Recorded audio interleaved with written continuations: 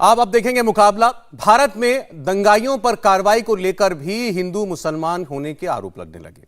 जो दंगा कर रहे हैं, पत्थरबाजी कर रहे हैं, शांति के दुश्मन बने बैठे हैं, अगर उनके ऊपर कार्रवाई होती है तो बहुत से नेताओं को परेशानी होती है। दंगाइयों के लिए कानून और संविधान की दुहाई दी जा रही है और ये दुहाई देने वाले हैदराबाद वाले असदुद्दीन ओवैसी हैं, जिन्हें लगता है कि रामनवमी पर जुलूस मुसलमानों को उकसाने के लिए निकाला जाता है और ऐसे आयोजनों में मुसलमानों के खिलाफ बातें की जाती हैं, नारे लगाए जाते हैं। लेकिन वो खुद जो है अपने ही छोटे भाई को भूल जाते हैं, जिन्होंने 15 मिनट के लिए पुलिस हटाने वाली, देख लेने वाली धमकियां दी थी। असदुद्दीन ओवैसी के छोटे भाई अकबरुद्दीन ओवैसी की आज कोर्ट में पेशी थी। उन पर आज फैसला आने वाला था, लेकिन उनके विवादित बयान पर कोर्ट ने फैसला कल तक के लिए टाल दिया है। लेकिन ओवैसी ने हिंदू मुसलमान के इस नैरेटिव को गढ़कर आज से एक अलग माहौल बनाना जरूर शुरू कर दिया। आपकी सरकार ने उनको परमिशन दिया। जब परमिशन आप देते हैं तो कैसा वायलेंस होता है? फिर घर जलाए जाते हैं, वहां पर दुकानें जलाई जाती हैं, टारगेटेड घर जलाए जाते हैं। राजस्थान में, कर्नाटक में होता है ये। तो ये पूरे कंट्री में इतने 6-7 प्रदेशों में अगर हो रहा है तो ये देखिए, ये एक ऐसा नहीं है, पूरा प्लानिंग से हो रहा है ये। और आप टारगेट कर रहे हैं वो मुस्लिम माइनॉरिटीज को। सिर्फ क्यों कर रहे हैं भाई मुस्लिम टारगेट आप? राजस्थान करौली में जो कुछ हुआ, मध्य प्रदेश में जो कुछ हुआ, गुजरात में आनंद हिम्मतनगर खंभाट में जो कुछ हुआ, कर्नाटक में जो कुछ हुआ, गोवा में जो कुछ हुआ, वहाँ की सरकारों की रजामंदी से ये स्टेट कॉम्प्लिसिट वायलेंस हो रहा है। और टारगेट पे कौन है? कौन उस प्रोसेशन का परमिशन देता है? सरकार देती है। तो सरकार जब देती है तो सरकार कैसे वायलेंस होने देती है वहां पर? और फिर मध्य प्रदेश में, राजस्थान में घर जलाए जाते हैं, दुकानें जलाई जाती हैं, और मध्य प्रदेश घर तोड़ते हैं। किस बुनियाद पे घर तोड़ेंगे भाई आप? कौन से कानून तहत तोड़ रहे हैं आप? बताओ, कानून बताओ हमको। बहरहाल आपने ओवैसी साहब को सुना और यह बात वाकई बहुत दुखद है कि रामनवमी जैसे पवित्र दिन पर हिंदू धर्म में आस्था रखने वालों के लिए एक विशेष पर्व होता है। उस दिन देश के कई शहरों में इस किस्म की हिंसा होती है। अब सवाल यही है कि ये इतनी जगहों पर एक साथ साजिश, जैसा कि असदुद्दीन ओवैसी साहब आरोप लगा रहे हैं, क्या ये भड़काने वाले जो लोगों ने भड़काया, जो जुलूस में शामिल थे, इसलिए हिंसा हो गई? और अगर भड़काया भी तो भी हिंसा जायज कैसे, ये भी सवाल उठता है। या फिर दूसरी तरफ से पथराव हुआ जब यहां पर जुलूस निकल रहा था। बहरहाल इसमें प्रशासन भी खटगरे में है सब जगहों का, और साथ साथ सवाल कार्रवाई को लेकर के भी उठाए जा रहे हैं। हमारे साथ विश्वास सारंग साहब जुड़ चुके हैं, मध्य प्रदेश सरकार के कैबिनेट मंत्री हैं। विश्वास जी, आपका स्वागत है। दानिश कुरैशी जी हमारे साथ जुड़े हैं, पॉलिटिकल कमेंटेटर हैं। दानिश जी, स्वागत है आपका। और विनोद बंसल साहब विश्व हिंदू परिषद से हमारे साथ जुड़े हैं। विनोद जी, आपका भी बहुत स्वागत है। विश्वास सारंग साहब, शुरुआत में आपसे करूं। देखिए, थोड़ी देर पहले, अभी आधा घंटा पहले असदुद्दीन ओवैसी साहब लाइव भी बात कर रहे थे मुझसे। उससे पहले उन्होंने प्रेस कॉन्फ्रेंस भी की। खरगोन में जो घटना हुई, पहले तो वो उसके लिए कहते हैं कि इस किस्म की वारदातें और हिंसा जो होती हैं, जो दंगा जिसको कहते हैं, ये स्टेट स्पॉन्सर्ड है, क्योंकि यात्रा निकालने की इजाजत या जुलूस निकालने की इजाजत तो प्रशासन देता है। तो जब उसने इजाजत दी है तो वहां पर कोई ऐसी घटना ना हो, यह जिम्मेदारी भी प्रशासन की है। तो उसको उन्होंने कहा कि यह सरकार की मिलीभगत से किया हुआ दंगा है। पहले इसका जवाब दें। सौरभ जी, आप जानते हैं कि ओवैसी जी का एजेंडा केवल अराजकता फैलाना है। उन्हें लगता है कि वो जितनी अनर्गल बातें करेंगे, उनका वोट बैंक उतना ही मजबूत होगा। मुझे बड़ा आश्चर्य होता है कि वो एक बहुत ही बड़ी डिग्री लेने के बाद राजनीति में आए हैं। वो खुद बैरिस्टर हैं, पर वो जिस तरह की बातें कर रहे हैं, इससे ज्यादा बचपने की बात कुछ हो नहीं सकती कि यदि परमिशन दी है तो इसकी जिम्मेदारी सरकार की हो गई। जो खरगोन की घटना है, सौरभ जी, आपको मालूम है, रामनवमी का जुलूस निकलता है बिना किसी बात के, एक वर्ग विशेष द्वारा केवल जलन में, केवल ईर्ष्या में पथराव किया जाता है। और यदि ये पथराव होता है तो ये मध्य प्रदेश में बर्दाश्त नहीं किया जाएगा। अभी मैं ओवैसी जी को सुन रहा था, वो कह रहे थे कि किस कानून के तहत ऐसे लोगों के जो मकान है वो ढाए जा रहे हैं, आप ऐसा कैसे कर सकते हैं। मैं ओवैसी जी शायद ये अभियान प्रोग्राम देख रहे हो तो उनकी जानकारी मैं देना चाहता हूं। हम जो भी कर रहे हैं वो लीगल कर रहे हैं, वो कानून के दायरे में कर रहे हैं। मध्य प्रदेश सरकार ने विधानसभा में एक बिल पास किया है, prevention of damage to public and private properties and recovery of damage. ये हमारा कानून है।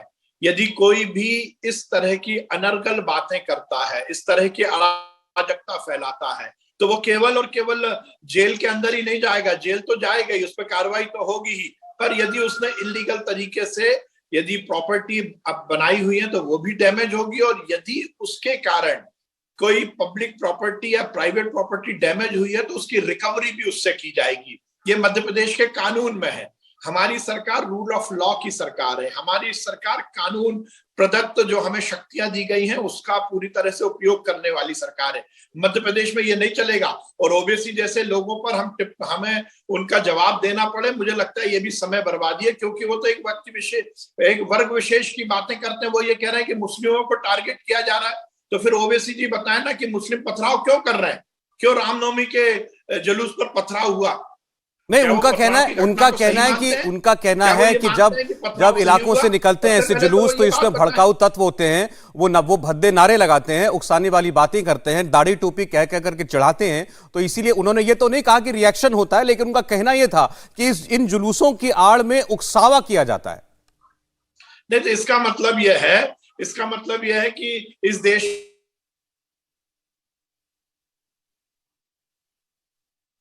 विश्वास जी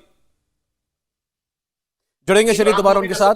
हाँ बोलिए। क्योंकि उसका रिएक्शन होता है। मुझे आश्चर्य हुआ है कि किस तरह की वो बातें कर रहे हैं, और ओवैसी भूल गए कि उनके भाई ने किस तरह की अनर्गल बातें की थी हिंदू समुदाय के खिलाफ। ये अराजकता की बातें मध्य प्रदेश में तो नहीं चलेगी, मैं उन्हें संदेश देना चाह रहा हूँ।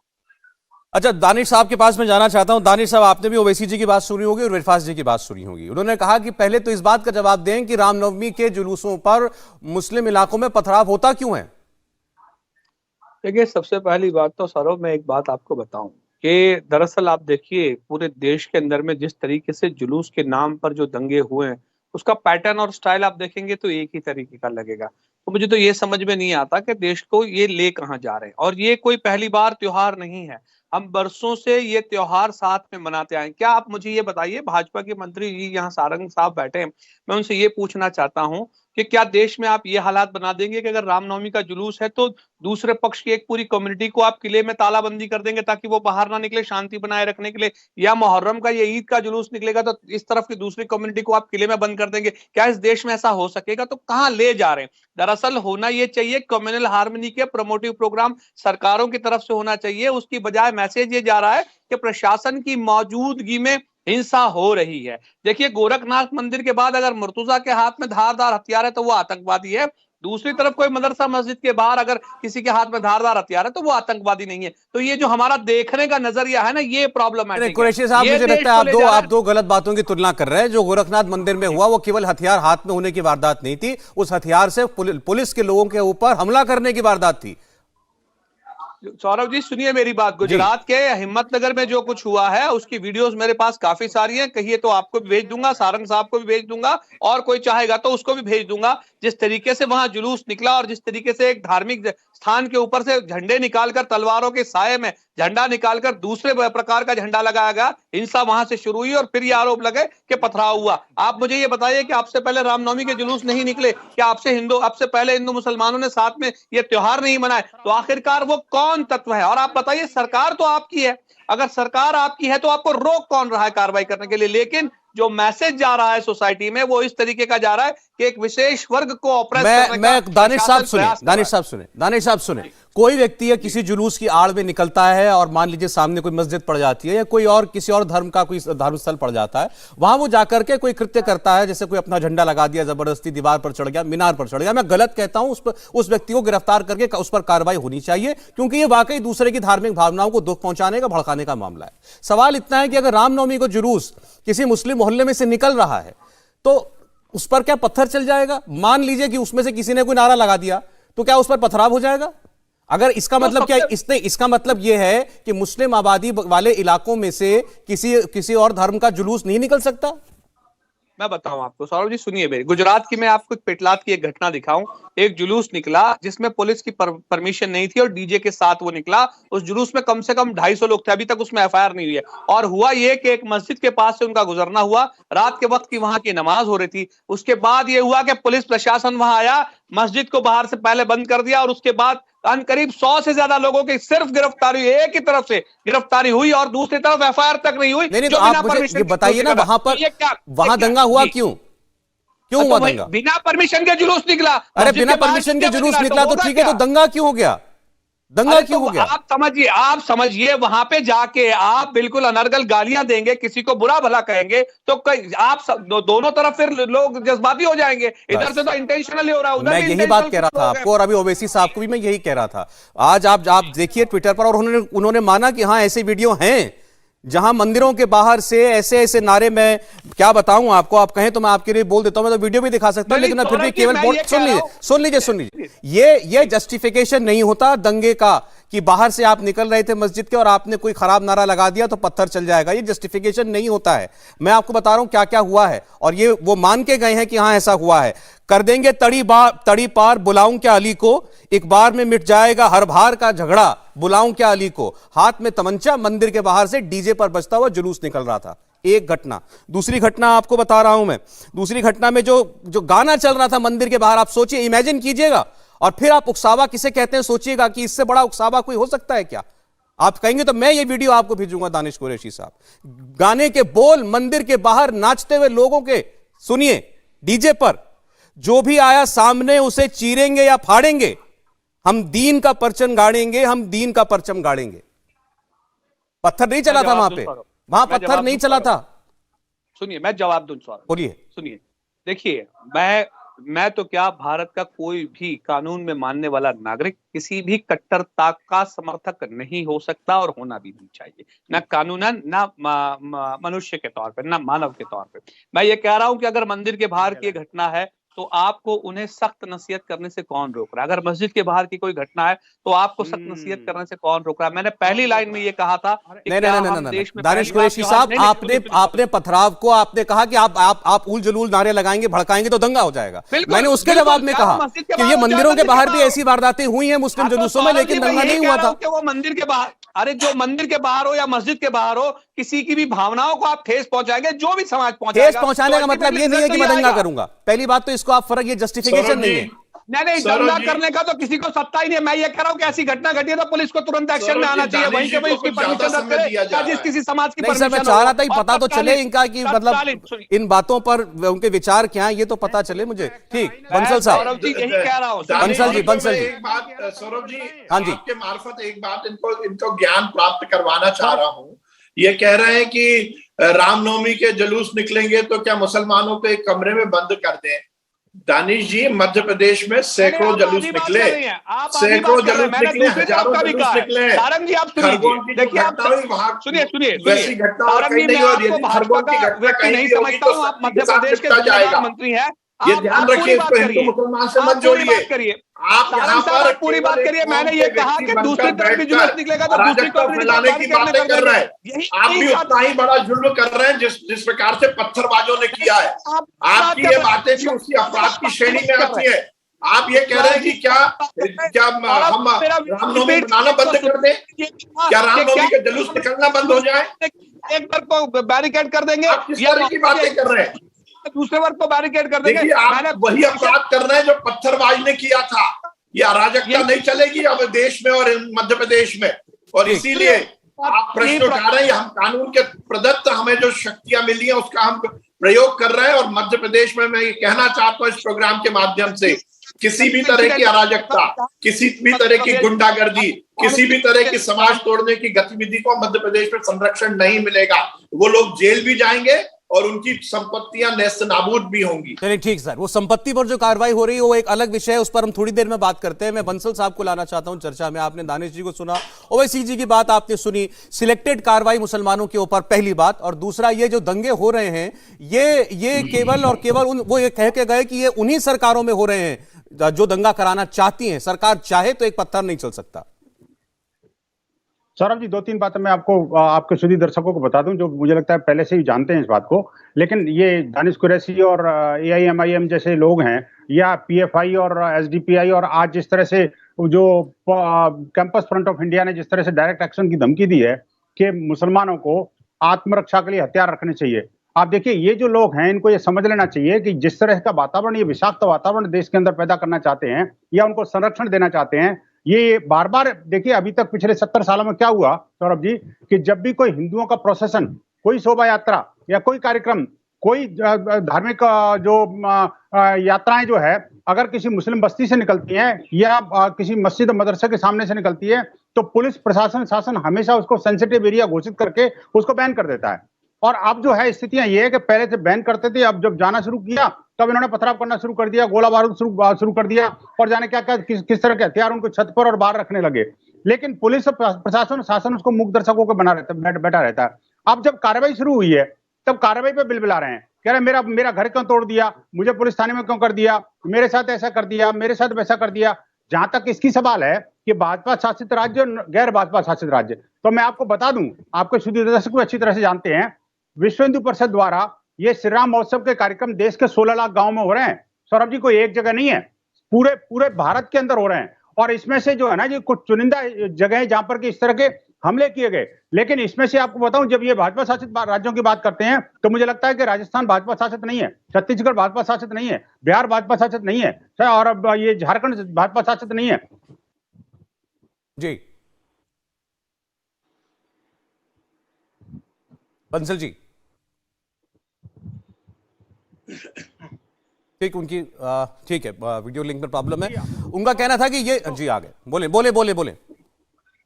मैं कहता हूं दानिश कुरैशी जी को समझना पड़ेगा कि जिस तरह का वातावरण बनाने की कोशिश कर रहे हैं, अगर यही बात अगर हिंदू समाज ठान ले कि मेरे घर के सामने से भी मैं कुरैशी को नहीं निकलने दूंगा, किसी भी दानिश को मैं वहां से अपने मंदिर के सामने से नहीं निकलने दूंगा। कहना ये एक इनका कहना यह है, अभी उन्होंने कहा, भी गुजरात का उदाहरण दे रहे थे कि वहां कोई आया मस्जिद के बाहर नारा लगा देगा, कोई अगर कोई मस्जिद के ऊपर चढ़ के जो है वो गेरुआ जो झंडा टांग देगा, तो ऐसी बातों से फिर उकसावा होता है, फिर कार्रवाई होती है और मतलब उसके बाद रिएक्शन आता है। नहीं, देखिए सौरभ जी, मैं कहता हूं अगर कोई उकसाव होता है तो उस पर कार्रवाई करनी चाहिए, निश्चित रूप से करनी चाहिए। अगर मेरी कोई गलती है तो मेरे ऊपर कार्रवाई करो ना। इसका मतलब कार्रवाई का मतलब ये तो नहीं कि आपको वो हथियार दे दें और आप हथियारों का जखीरा मस्जिद के ऊपर जमा कर लो, मस्जिद के मदरसों के ऊपर जमा कर लो, मुस्लिम बस्तियों जमा कर लो, और जैसे कोई हिंदू गाली दे आप तुरंत उसके ऊपर हमला कर दो, पेट्रोल बम डाल दो। ये कौन सी सभ्यता है भाई? ये पाकिस्तान नहीं है, टर्की नहीं है, ये बांग्लादेश नहीं है, अफगानिस्तान नहीं है भैया। आपको समझना पड़ेगा, अगर हिंदुओं ने उठा लिया हाथ तो फिर समझना बहुत भारी। अच्छा ठीक है बंसल साहब, ठीक, हम बात यहाँ करें समझने की कि इस समस्या की जड़ क्या है और इसे ऐसी घटनाएं ना हो दोबारा, इसके लिए क्या करना चाहिए समाज में। आज हम बात कर रहे हैं लगातार कि आखिर क्यों देश में ये माहौल बना कि एक रामनवमी के जुलूस के नाम पर दंगे हों, जुलूस जहां से निकले वहां पत्थरबाजी हो, दोनों तरफ से उस पर इल्जाम लगाए जाएं, सरकारें कार्रवाई करें तो उस पर भी सवाल उठाया जाता है। हमारे साथ इस वक्त दानिश कुरैशी जी हैं, विश्वास सारंग जी मध्य प्रदेश के मंत्री, वो भी हमारे साथ जो हैं वो जुड़े हुए हैं, और विनोद बंसल साहब भी जुड़े हैं। ब्रेक से पहले मसूद हाशमी थे, वो कुछ कहना चाह रहे थे। विनोद जी, आपसे भी जुड़ते हैं तो मैं फिर उनकी बात जो है आपसे मैं कराता हूं। लेकिन ये बताइएगा, अभी आप थोड़ी देर पहले जिक्र कर रहे थे सारंग साहब की, ये जो कार्रवाई बुलडोजर चलाने की है, ये कोई सिलेक्टिव कार्रवाई नहीं है। असदुद्दीन ओवैसी कहते हैं कि ये कार्रवाई केवल मुसलमानों पर ही क्यों होती है? देखिए सौरभ जी, आपने बिल्कुल सही बात बोली कि ये किसी भी तरह एक समुदाय के लिए कार्रवाई की जा रही है, ऐसा नहीं है। अब ये अलग बात है कि इस मामले में जो दंगाई है वो मुसलमान ही है, तो उनके खिलाफ कार्रवाई हो रही है।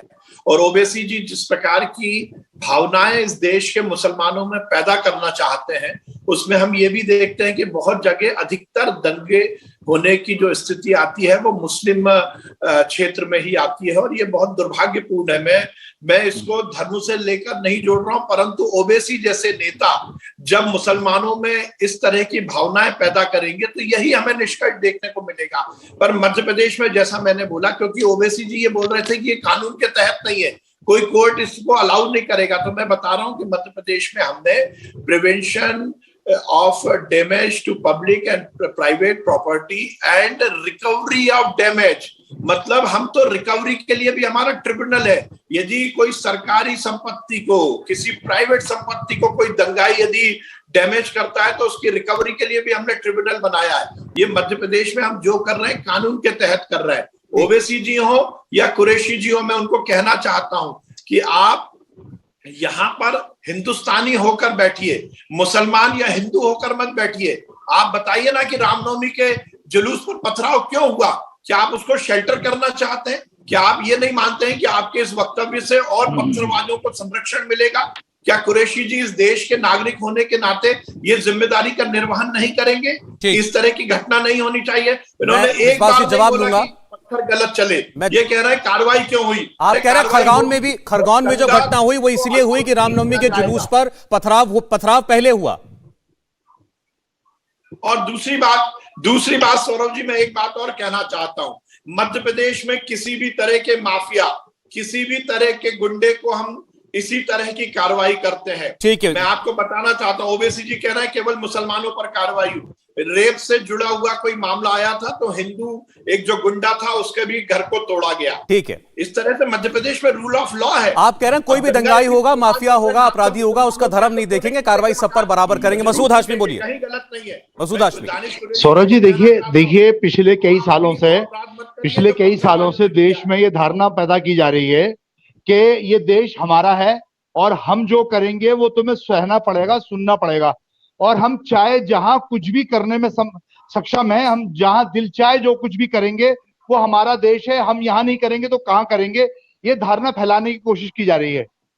और हम अभी बंसल जी नेशनल टेलीविजन पर बैठकर धमकी दे रहे थे कि अगर हिंदुओं ने ये सोच लिया कि यहां से नहीं गुजरोगे, ऐसे नहीं करोगे, तो बंसल जी जैसे लोगों को खूब जानता हूं, ये सिर्फ टेलीविजन के चैनल के ऊपर बैठकर बोलने जानते हैं। को कोट कर रहा हूं। अच्छा, एक सेकंड सिंधु परिषद ने कभी बयान नहीं किया। बंसल जी, एक सेकंड।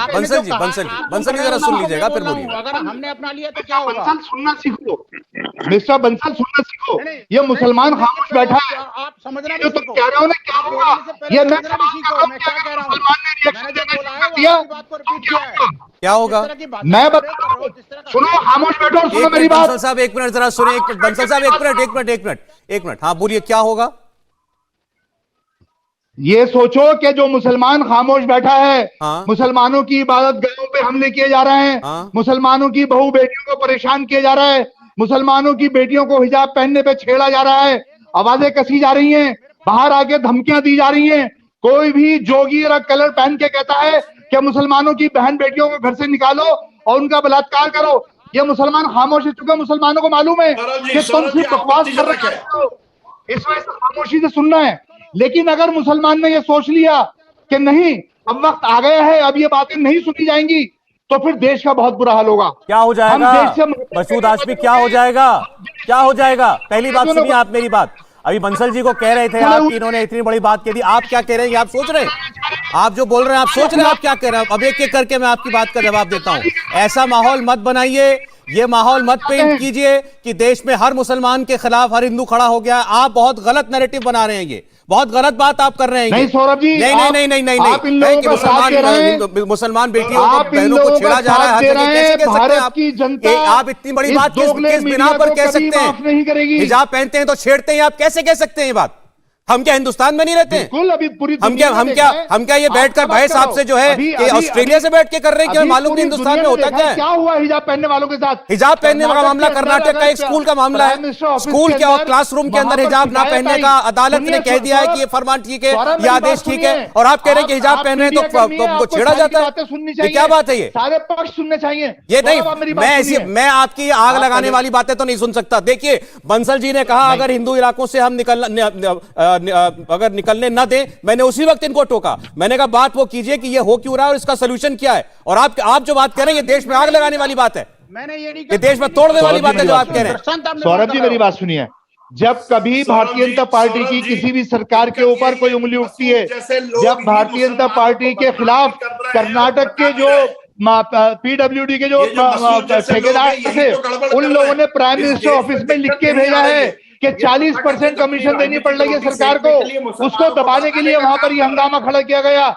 और इसी तरह राजस्थान के अंदर, मध्य प्रदेश के अंदर चुनाव होने वाले हैं, तो वहां की सरकारें, अरे तो ये है, आप अगर ये आपका आरोप है तो ये आरोप आप बोल सकते हैं टीवी पर। आप टीवी पर ये नहीं बोल सकते कि मुसलमानों के साथ ये हो रहा है वो हो रहा है। मुसलमान ने अगर मुसलमान ने रिएक्शन दे दिया तो क्या हो जाएगा? इस बात में भड़काऊ बातें मत कीजिए मसूद हाशमी जी, आप बिल्कुल भी बिल्कुल मत बोलिए ये सब बातें। मैं आपको ये बातें बोलने के लिए ये मंच नहीं दे सकता। नहीं, आप तो किसी भी बात बोलने के लिए मंच, आप तो सिर्फ बीजेपी और आरएसएस की बातें बोलने के लिए मंच दे सकते हैं। आपके साथ क्या दानिश कुरैशी भी बैठे हैं? मैं पिछले आधे घंटे से इनसे ही बात कर रहा हूं, लेकिन इन्होंने ऐसी कोई बेहुदा, मेरा शब्द बेहुदा बात नहीं की है जो आपने की है। ऐसी कोई बात नहीं बोले ये। कमाल कर रहा है, बंसल चेतावनी दे रहा है बैठकर। तो मैंने बंसल जी को उसी वक्त टोका, बंसल जी ने ये नहीं बोला जो आप बोल रहे हैं। बात देखिए, मैं एक को दूसरी बात से मत जोड़िए। उन्होंने ये नहीं बोला, उन्होंने ये नहीं बोला जो आपने बोला। वो भाषा अगर हिंदू समाज ने ठान ली तो भाई क्या आप ही होगा? पार्टी मैं बन धमकी जाओ। नहीं दे रहा। अरे ये बात सही है। सब ऐसा है मसूद हाशमी साहब, ये तो मैं ही तय करूंगा, ये तो मैं ही तय करूंगा कि किसकी बात टीवी पे जाने लायक है और किसकी नहीं है। आप ये कहें, आप देश में आग लगाने वाली बात कहें और आप चाहें कि मैं आपकी बात को करोड़ों लोगों को सुनने दूं? सौरभ जी, अजीब बातें कर रहे हैं आप। आग कौन लगा रहा है और आपको भड़का कौन रहा है? मुकाबला में आज बात कर रहे हैं कि रामनवमी के जुलूसों पर पथराव और ये दंगे आखिर क्यों हुए, किसकी गलती थी, किसने किसको उकसाया, और उसके ऊपर जो कार्रवाई कानून की तरफ से की गई, क्या वो भी एक तरफा मुसलमानों के खिलाफ थी, जैसा असदुद्दीन ओवैसी जैसे नेता आरोप लगा रहे हैं। मौलाना नदीमुद्दीन साहब जो हैं वो इस वक्त हमारे साथ जुड़े हुए हैं। मौलाना साहब, क्या कहेंगे आप, जो कुछ हुआ खासतौर पर रामनवमी के दिन, और एक जगह नहीं कई जगह पर हुई ऐसी वारदातें? देखिए, शोभा यात्रा कहीं से निकलता है, चाहे वो मुस्लिम एरिया से निकले या किसी एरिया से निकले, वो अधिकार है, देश का हिस्सा है। मैं कहता हूं कि ये माहौल जो तनावपूर्ण है, इसको खत्म करने की जिम्मेदारी दोनों समुदाय की है। अगर शोभा यात्रा में स्लोगन लग रहे हैं वो भी गलत, अगर मुसलमानों की तरफ से पथराव हो रहे हैं तो वो भी गलत। दोनों समुदाय के बड़े लोगों की जिम्मेदारी है कि वो सामने आए, देश के तनावपूर्ण माहौल को खराब होने से बचाए। मैं कहता हूं चाहे हिंदू का नुकसान हो या मुसलमान का नुकसान हो, ये देश का नुकसान है। घी में आग डालने की जरूरत, आग में घी डालने की जरूरत नहीं है, बैठ के भड़काने की जरूरत नहीं है। बहुत हो गया एक दूसरे को गाली गलौज करना, बहुत हो गया भड़काना, बहुत हो गया आग लगाना। अब तो आग बुझाने की जिम्मेदारी कबूल करें और आग बुझाएं। जहाँ राम त्याग और बलिदान का नाम है, तपस्या का नाम है, वही रमजान एक दूसरे के एहतराम करने का नाम है। मैंने बहुत डिबेट किया है, एक दूसरे का छीछा लेदर किया है, मगर आज मैं छीछा लेदर करने के लिए नहीं बैठा हूँ, मैं रोजा रख करके बैठा हूँ। मैं दोनों समुदाय से अपील करता हूँ कि इस तरह का हरकत मत करें जिससे देश की बदनामी हो। हिंदू और मुसलमान दोनों सदियों से मिलकर के आए हैं, रहते हुए आए हैं, आगे भी मिलकर के रहे। राम का अगर यात्रा निकलता है तो उसमें मुसलमानों को बाधा डालने की जरूरत नहीं है, और शोभा यात्रा में भी स्लोगन गलत लगाने की जरूरत नहीं है। बड़ी अच्छी बात आपने कही। बंसल साहब, इनसे तो असहमत नहीं हो सकते आप? निश्चित रूप से मैं इनकी बातों से बिल्कुल स्वागत करता हूं, लेकिन साथ ही साथ मैं निवेदन करता हूं और आशा करता हूं कि काश इनकी कथनी और करनी का अंतर समाप्त हो जाए, और जो इनके दो साथी बैठे हुए हैं आपके पैनल में, उनको भी वो कहीं अकल आ जाए।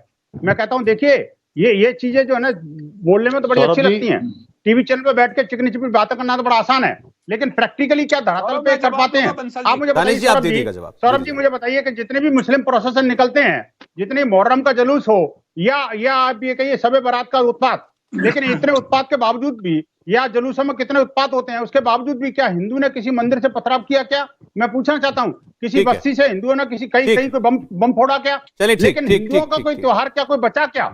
दूसरी तरफ ये भी बड़ा महत्व का विषय है। तो ये इनको समुदाय को समझना पड़ेगा कि आखिरकार ये कौन सी स्थिति परिस्थिति का निर्माण करना चाहते हैं। बस मैं यही कहना चाहता हूं। नदीमुद्दीन साहब ने बड़ी अच्छी बात कही। उन्होंने कहा कि राम की शोभा यात्रा में, भगवान राम की शोभा यात्रा की शोभा खराब करने के लिए अगर कोई नारे लगाता है, फूहड़ बात करता है, तो वो हिंदू गलत कर रहा है, और अगर किसी हिंदू धर्म की यात्रा का, शोभा यात्रा का अवरोध कोई करता है, उस पर पत्थर चलाता है, तो वो मुसलमान गलत कर रहा है। ये दोनों धर्मों के बड़े बुजुर्गों को बैठ करके इस पर आगे बात करनी चाहिए। बंसल साहब का इस पर कहना था कि ये दो तरफा नहीं, एक तरफा ही है। ये हिंदू धर्म के जुलूसों पर, जलसों पर ही ऐसी कार्रवाई होती है। जब ताज़िए का जुलूस निकलता है या मुसलमानों के कोई ऐसे धार्मिक आयोजन होते हैं, उस पर कभी ऐसी कोई घटना देखने को नहीं मिलती। दानिश कुरैशी जी। देखिए, सबसे पहले तो मैं बंसल साहब से एक बात पूछना चाहूंगा कि क्या विश्व हिंदू परिषद इस देश के संविधान में विश्वास रखती है? अगर हाँ, तो मैं आपको बताऊंगा कि इनकी करनी नहीं मानते हैं आप बंसल जी संविधान में?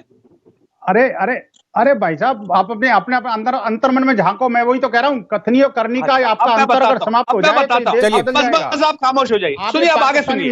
सबसे पहले तो सुनिए। अरे बंसल जी, अब आप सुन लीजिए, सुनिए। चलिए बंसल जी, उनकी बात सुन लीजिए पूरी। हालांकि सवाल आपने उनसे पूछा था। चलिए 1 मिनट, वो कह रहे हैं अपनी बात खत्म कर लें, बोलिए। हाँ, ठीक है, अब बोलिए। आप जाके विश्व हिंदू परिषद की जो गुजरात की इकाई है उससे जाके पूछिए कि गुजरात के हर चौराहे पे आपने भारत का हिंदू राष्ट्र प्रखंड में जो आपका स्वागत लगा रखा है, तो ये संविधान से बगावत नहीं है, ये आतंकवादी प्रवृत्ति नहीं है, ये वो एक्टिविटी नहीं है। बताइए, बिल्कुल नहीं है, कतई नहीं है। तो सौरभ जी ऐसे लोगों को डिबेट में मत बुलाया करिए, ये देशद्रोही लोग हैं। भारत हिंदू राष्ट्र था, भारत हिंदू राष्ट्र सुनिए मेरी बात, हिंदू राष्ट्र संविधान ये कहता है स्टेट हैज नो रिलीजन। अभी तो बिल्कुल सूफी बातें कर रहे थे वो, और जैसे ही मैंने उनकी पूछ पर हाथ रखा तो नेचुरल लग गई। कोई मना नहीं करता, ये नेचुरल लग गया, इसके लिए कभी मना नहीं करता। अगर आप किसने कहा आपका देश हिंदू राष्ट्र है? दिखा दीजिए, डूब के मर जाइए। आज भी कह रहा हूँ, भारत शर्म महसूस करिए। सौरभ साहब ऐसे लोगों को मत बुलाया करिए, और अगर इन्हें बुलाना तो मुझे मत बुलाया करिए। होना चाहिए। ये संविधान में मानने वाले लोग नहीं है, सरकार ये संविधान में मानने वाले लोग नहीं है। इनका प्रॉब्लम ये है कि जेएनयू में नॉनवेज खाएंगे तो आस्था का सवाल है, ठीक है। हिंदू राष्ट्र लगाएंगे, संविधान नहीं है लागू। आप कुरैशी साहब सुन के लीजिए, एक सेकंड। कुरैशी साहब ठीक है, आपने इल्जाम लगाया, इनका जवाब सुनिए ना। हाँ नहीं, एक बार जवाब, अरे आपने बोला आपने एक्यूजेशन लगाया, उसका जवाब तो सुन लीजिए उनका। हाँ एक सेकंड, विनोद बंसल। देखिए, मैं कहता हूं सौरभ जी, बड़ा स्पष्ट तौर पे कहता हूं, किसी ने कहा है कि भारत हिंदू राष्ट्र है, तो मैं आपके चैनल पे बोल रहा हूं, हाँ ये भारत हिंदू राष्ट्र है, भारत हिंदू राष्ट्र था और भारत हिंदू राष्ट्र क्या डेफिनेशन है आपके हिंदू राष्ट्र की? एक सेकंड बाकी, एक सेकंड सुन ले, एक बात करें। आप अपने हिंदू राष्ट्र की परिभाषा बताइए। किसी तरह का कोई आपत्ति नहीं है इसकी। आप जिसको हिंदू राष्ट्र कहते हैं उसकी जरा परिभाषा बताइए। कोई बात नहीं करिए। आप जिसे हिंदू राष्ट्र कहते हैं सर, उसकी डेफिनेशन बताइए बंसल जी। कि मैं भारत हिंदू राष्ट्र कहूंगा तो इसको आप मेरे ऊपर पेट्रोल पंप चलाएंगे? नहीं, सुन लीजिए बंसल साहब, नहीं ऐसे नहीं, आपको भी जवाब तो देना पड़ेगा ना। ये चीज नहीं बर्दाश्त हो सकती। आप एक सेकंड सुनिए, आपको कोई अधिकार, मेरी आवाज आपको मिल रही है? मेरी आवाज आपको मिल रही है बंसल जी? जी मिल रही। मैं आपसे कह रहा हूं, आपने कहा ये देश हिंदू राष्ट्र, मैं आपसे कह रहा हूं आप जिसे हिंदू राष्ट्र कह रहे हैं उसे परिभाषित कीजिए। हाँ बिल्कुल ठीक है। देखिए, यही समझने की बात है। ये जो कथनी और करनी का अंतर इनका है ना जी, हमारे अंदर नहीं है। भारत हिंदू राष्ट्र है, हिंदू राष्ट्र एक सांस्कृतिक परिकल्पना है। भारत हिंदू राष्ट्र है, इसका मतलब ये नहीं है कोई राजनीतिक परिकल्पना नहीं है। ये राजनीतिक परिकल्पना को, सांस्कृतिक परिकल्पना को अलग अलग ये जिस तरह से समझते हैं ना जी, देखिए ये बिल्कुल आ गई है। अब बोलने नहीं देंगे। अरे आप बोलने नहीं देंगे। आपकी परिकल्पना के हिंदू राष्ट्र में क्या मुसलमान की जगह नहीं है? सवाल ये है। अरे कैसे हिंदू राष्ट्र क्यों नहीं है? क्यों नहीं है? मैंने मना नहीं किया, सोचना पड़ेगा। मैंने नहीं कहा जिसकी जगह नहीं है उसकी भारत हिंदू राष्ट्र है, इसका मतलब ये नहीं है कि मुसलमान नहीं रह सकता, ईसाई नहीं रह सकता, बौद्ध नहीं रह सकता, जैन नहीं रह सकता, कोई पारसी नहीं रह सकता। ये इनकी ओछी मानसिकता का परिचय है कि बिल्कुल गई है। आप ये भारत हिंदू राष्ट्र इसको समझने की कोशिश नहीं कर रहे और ये बार बार चिल्ला रहे हैं। देखिए किस तरह की भाषा का प्रयोग कर रहे हैं। एक सेकंड, चलिए ठीक, एक सेकंड। विश्वास साहब का भी नाम लिया गया कि पैनल में मंत्री बैठे हैं, उनके सामने ये बात कही गई। उन्होंने कहा, विनोद बंसल जी ने, कि भारत हिंदू राष्ट्र है, उस पर एतराज हुआ बहुत। जी विश्वास सारंग साहब। सौरभ जी, मैं यहाँ स्पष्ट करना चाहता हूं कि जिस लाइन पर ये डिबेट रखी गई थी, मुझे लगता है वो डिरेल हो रही है। नदीमुद्दीन साहब ने बात ये बोली कि वो मैं रोजे में बैठा हूँ और मैं बहुत सच बात बोलूंगा, तो मैं भी ये बोलता हूँ कि हम लोग भी सच बात बोलने के लिए यहाँ पर बैठे हुए हैं। दो बातें मुझे आपत्ति है। नदीमुद्दीन साहब ने बहुत ही अच्छे शब्दों में अपनी बात को रखा, परंतु ये कह देने से काम नहीं चलेगा कि कोई स्लोगन गलत लगा था इसलिए हम पथराव कर दें। देखिए, हमें कहीं ना कहीं डिग्री पर निर्भर हमें देखना पड़ेगा गुनाह की डिग्री क्या है। और उस खरगोन की घटना में कहीं भी कोई स्लोगन गलत नहीं लगा था। मैं ये बताना चाहता हूँ सौरभ जी, जो पथराव हुआ है वो कहीं भी कोई स्लोगन से चिढ़कर नहीं हुआ है। दिक्कत यही आ रही है, हम उसको कहीं ना गलत लाइन पर लेके जा रहे हैं। दानिश कुरैशी जी ने ये बात कही, नजीमुद्दीन जी ने उसको आगे बढ़ा दिया और आपने हम सब उस पर मोहर लगा दें, ये नहीं चलेगा। कोई हिंदू की किसी शोभा यात्रा में अनर्गल स्लोगन नहीं लगे हैं। देखिए, ये विचार हमें करना पड़ेगा, ये मानसिकता पर हमें सोचना पड़ेगा। और ये जो 3 हमारे नुमाइंदे बैठे हुए हैं मुस्लिम समाज से, मैं उनसे निवेदन करना चाहता हूं कि हमारी राजनीतिक या सामाजिक प्रतिष्ठा को पाने के लिए हम पूरी कौम को बदनाम करने की कोशिश ना करें। मैं फिर कह रहा हूं, खरगोन के रामनवमी के जुलूस में कोई भड़काऊ स्लोगन नहीं था। ठीक है, उसके बाद वहां पर पथराव हुआ, इस पर विचार नहीं करना पड़ेगा क्या? नहीं, बिल्कुल करना पड़ेगा। ये सवाल हमने पूछे विश्वास जी, लेकिन मैं साथ में ये कह रहा हूं आपसे, हारमोनी पर नुकसान नहीं हो रहा। खरगोन की घटना को आप बेहतर जानते हैं, आप मध्य प्रदेश से, आप उसको बेहतर जानते हैं। आप कह रहे हैं वहां पर कोई उकसावा नहीं था, जुलूस जा रहा था, उस पर पथराव हुआ, ठीक है, लेकिन जैसे इन तीनों नुमाइंदों ने एक बात किया, हमने लाइन ही गलत पकड़ ली कि वो हिंदुओं की गलती थी इसलिए मुसलमानों का रिएक्शन हो गया। नहीं, बिल्कुल नहीं है, ये कोई सवाल ही नहीं है। मैंने ये बात तो पहले हुई है। अगर कोई अगर जुलूस निकल रहा है, उसमें से अगर किसी एक शख्स ने बदतमीजी कर दी, इसका मतलब ये नहीं कि सामने से आप पत्थर चलाना शुरू कर देंगे। ये बिल्कुल, इसमें कोई कंफ्यूजन नहीं है किसी की समझ में। नजीमुद्दीन जी ये कह रहे हैं कि मैं रोजे में बैठा हूं, गलत नहीं बोलूंगा, तो हम क्या गलत? हम रोजे में नहीं है तो क्या? नहीं, इन्होंने दोनों पक्षों को गलत बोला। मैं उनकी बात से इसलिए सहमत था। उनका मुझे नहीं लगता इनका कहने का मतलब ये था कि अगर कोई नारा लगाएगा तो हम पत्थर मारेंगे, लेकिन इन्होंने ये कहा कि दोनों तरफ से कोई ऐसी कार्रवाई ना हो जो धर्म के नाम पर की जा रही है और बिल्कुल और बिल्कुल धर्म के खिलाफ हो। ये बात मुझे लगता है उन्होंने कही थी। लेकिन जी, ठीक, आपका कहना यह है कि अगर बिना किसी उकसावे के पत्थर चल रहा है तो इसका मतलब तो यह हुआ कि मुस्लिम आबादी वाले मोहल्ले के अंदर से कोई और धार्मिक जुलूस निकल नहीं सकता।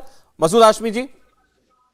नहीं, देखिए सौरभ जी, सबसे पहले तो आपत्ति है, मैं मेरे को जरा अपनी बात पूरी कर दे। जी सारंग साहब, क्या हुआ? हाँ, मेरा ये कहना है, देखिए हम कहीं भी अनर्गल बात को संरक्षण ना दें।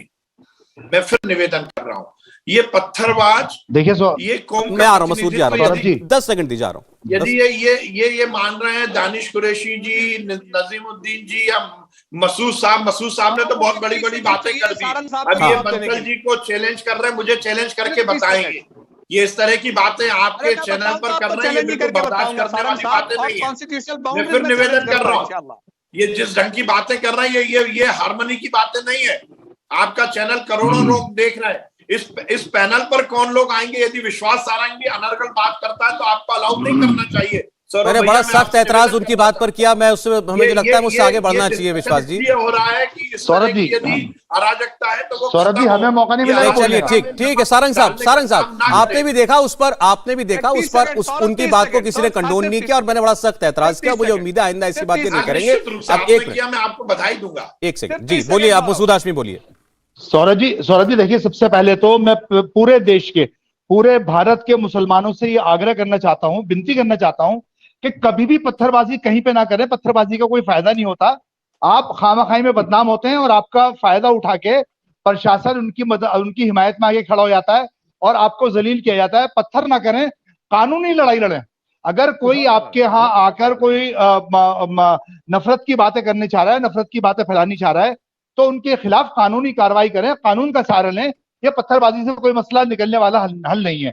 लेकिन जहां तक अभी सारंग साहब बात कह रहे हैं, मैं बड़ी जिम्मेदारी से बात कह रहा हूं कि सारंग साहब एक मंत्री है राज्य के, उसके बावजूद वो झूठ बोलना है, वो झूठे हैं।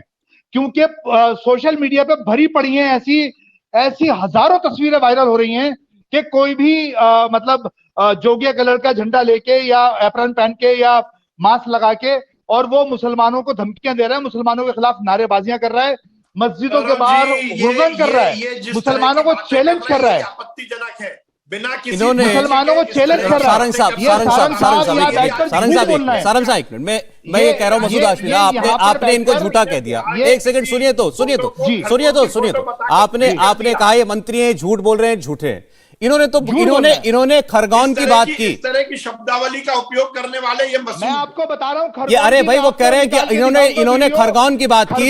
इन्होंने कहा खरगोन में जो जुलूस निकला रामनवमी पर, शोभा यात्रा पर, वहां कोई नारा नहीं लगा, फिर भी पत्थर चला। क्यों चला पत्थर?